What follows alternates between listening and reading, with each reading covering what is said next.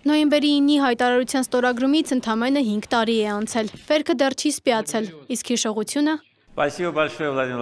Այս տարի էլ վարչապետ Նիկոլ Փաշինյանը չայցելեց Եռաբլուր, ոչ ստատուս գրեց, ոչ էլ սրտիկով ռիլ արեց։ Կիրակի Փաշինյանը Թալինի Սուրբ Աստվածածին եկեղեցում էր, մասնակցում էր պատարագի, որ նվիրված էր ընկած զինվորների հոգիների խաղաղությանը։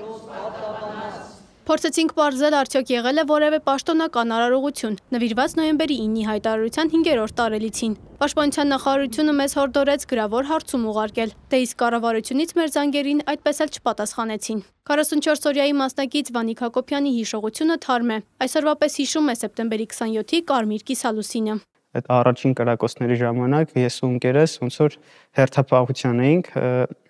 անձնակազմը քնած էր, մենք երկուսով ոնց որ հերթապահում էինք էլի ամբողջին ու ոնց որ արդեն առավոտը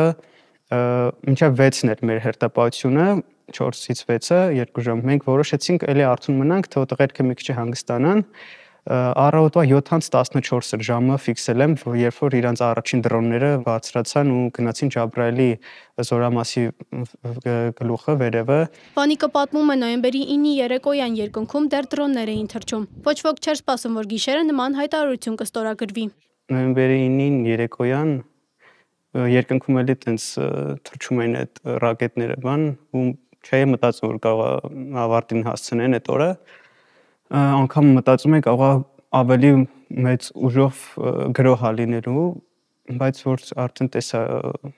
հեռախոսով տեսանք էլի լուրը։ Հոգեբանն ասում է, որքան տրավմատիկ են հիշողությունները, այդքան բթանում են մարդկանց ռեակցիաները, ու հիմա մեր հասարակությունը դեռ մերժման փուլում է։ Այնքան ցավոտ էր այս 44-օրյա պատերազմը, այնքան ցավոտ էին կորուստները, որ մարդը էլի վիճակի չի տանելու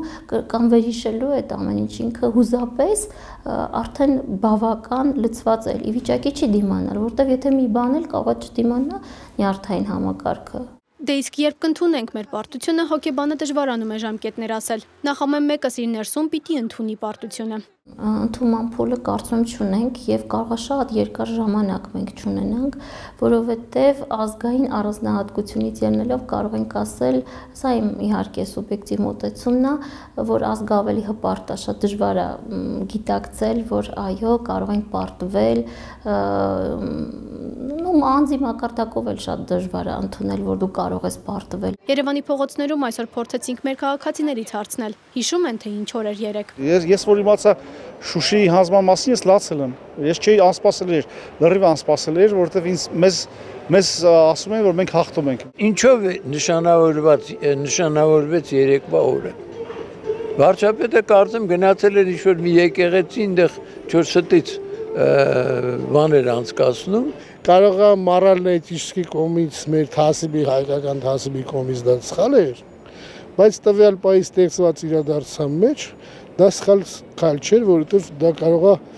եթե դա չներ, ավելի մեծ զոհեր ունենայինք ու ավելի մեծ խնդիրներ ունենայինք։ Չեմ կարող ասել, թե բոլորը հիշեն, բայց ինձ թվում է կհիշեն, դա այնց ամսաթիվ է, որ ոչ ոք չի կարող մոռանալ։ Ինչպես պատերազմի սկիզբը, այնպես էլ դա ցավալի է շատ իհարկե։ Միգուցե մոռանալն էլ ճիշտ, որովհետև մարդը ունի ինքնապաշտպանական ռեակցիա, եթե ինչ-որ մի բան քեզ խանգարում է,